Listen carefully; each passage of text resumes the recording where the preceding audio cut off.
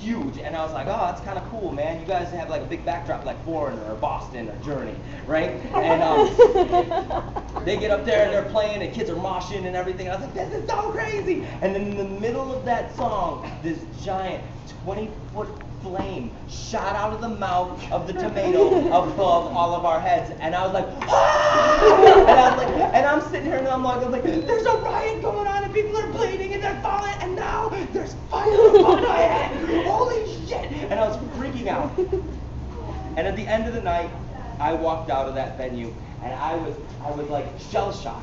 I was like, oh. And I walked. This is my first time I've ever been away from my mom, and I walk outside. And my mom pulls the minivan up. She's like, so how was it? And I said, it was good. Because I didn't want my mom to know that, you know, there was a potential satanic riot going on in that room and that she would never let me go back. I was scared, but I was intrigued. And so year after year, I would go back to these crazy, stupid shows, and I would get more involved into this punk rock community and in the hardcore communities, and I would explore these bands. And as I grew up, high school's not really known for its tolerance and compassion towards things that are strange and weird and not part of the norm.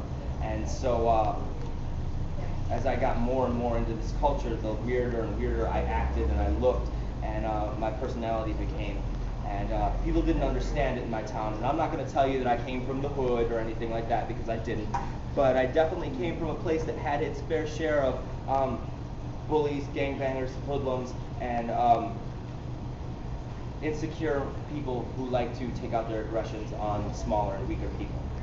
Just like, I'm sure whatever town you came from, you know those people. And I had those people in my town just like you. And they would see, we'd go to parties because we wanted to go to parties just like all the big kids, you know, but we'd take them over. We had this like takeover style where we'd go in and we'd wait till somebody wasn't manning the stereo, and we'd go up and we'd eject whatever crappy Marky Mark tape they were listening to, and we'd take our Sex Pistols tape and I'd put it in there and we'd press play, and then we'd just start moshing in their living room. We'd be like, ah! And they'd be like, get out of here, you gotta get out of here. And we'd be like, whatever, piss off! And we'd walk out. We thought we were so punk. It was awesome. And we'd walk out. Now, time after time, we realized that these people who were the bullies in our town like to, they saw that we had the biggest targets on us. Because they would walk into these parties and they'd be like, you know those dudes. You know when you're having a good time with your friends and your girls, and you're at a party or a club or you're at a bar, and you're like all having a good time with your friends, you're all dancing and whatnot, and then those dudes walk in the room and the mood just switches. And you're like, oh man, are you for real right now? Because those, you know those dudes. When those dudes walk in the room, you're like, somebody's getting their ass kicked tonight. That somebody is always this dude and his friends. And I remember we were at a party doing our stupid Sex Pistols mosh pit in the living room, and we were like, all right, man. And these dudes walk in, and we're like, oh shit, those dudes are here. Great.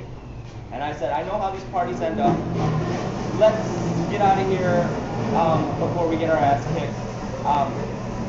And so I started gathering my friends, and we started walking towards the door. And I opened the door, and as I'm opening the door and ushering my friends through, I see a white vase go past my face. And I was like, oh, well, where's that going? And I looked to my left, and my friend is walking about from here to the counter away, and I see it explode on his face into a big white cloud of dust. And I was like, whoa. And I see him stand there for a minute, and a cup open up, and he did that little Super Nintendo, fell on the ground. I'm like, shit, because this is how it goes down. So I run over to help my friend, and all of a sudden, I see all these dudes start yelling, who threw the vase? Who threw the vase? And I'm like, no, but you guys threw the vase. I see what you're trying to do. You're trying to reverse it, so it looks like we did it, so you have an excuse to beat our ass. And all of a sudden, one dude had a coat on, and he goes like this, and a little baseball bat comes out, and we proceed to get our ass kicked for about the next 10 minutes.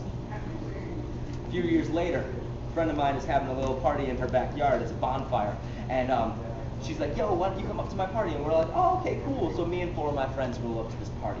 we roll up to this party and we walk in and we see all those dudes who are notorious for kicking dudes like us. They're usually kicking dudes like us asses. And so we walk in and they're, these giant football dudes with thick necks and biceps the size of grapefruits. You know what I'm talking about. And you know the type of dudes who have, the white baseball caps turned around backwards, red-faced, real sweaty, double-fisted like some Miller Lite, being like, oh, let's fight this mailbox! Ah!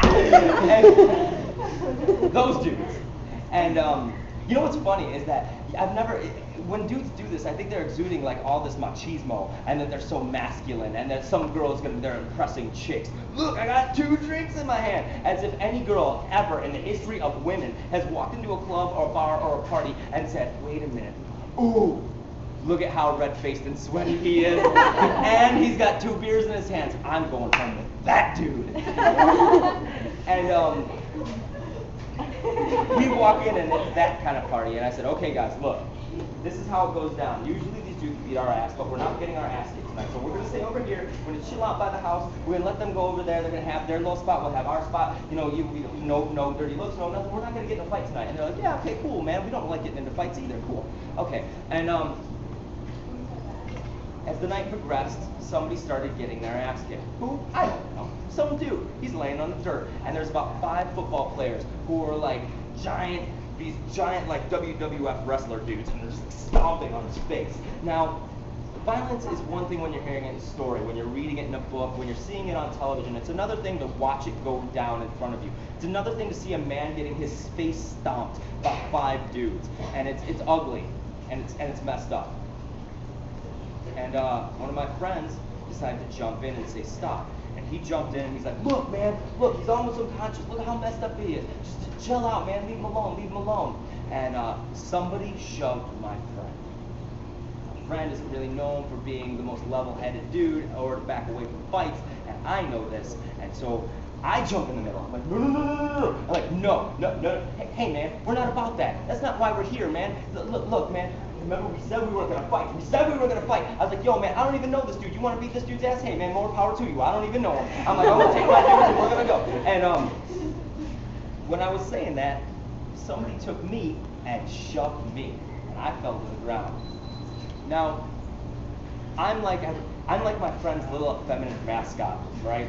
They kind of keep watch over me, and they still kind of do in a weird way. And they jumped in, and all of a sudden, when I stand up, I see each one of my friends has about 5 dudes on top of them, either raining fists down or stomping on them. And I'm like, remember, we said we weren't going to get into a fight tonight. Well, we're in the backyard, and there was a deck right about where this is, and it had a little lip that stuck out. And I was like, okay. I get up on that little lip, and I survey the anarchy, and I dig into my pocket, and I pull out a little tiny canister of mace. You know that one little canister that your mom gives you, and she's like, here, put this in your purse, as if some dude's gonna put a gun in your face and be like, give me all your money, and you're gonna be like, give me 4 seconds while I take this out of my purse, you know? And I pulled that thing out. I had it in my pocket for about a year. I put the safety on, blew all the dust off, and I went and started macing everyone, friends included. And it was so awesome to see their faces just go, oh! And I'm standing there, I'm like, this is so cool! I'm macing everyone! Wham! And it feels like somebody takes a cinder block and smashes it on my face. I go over the side, I'm like, oh no! And I land on my head.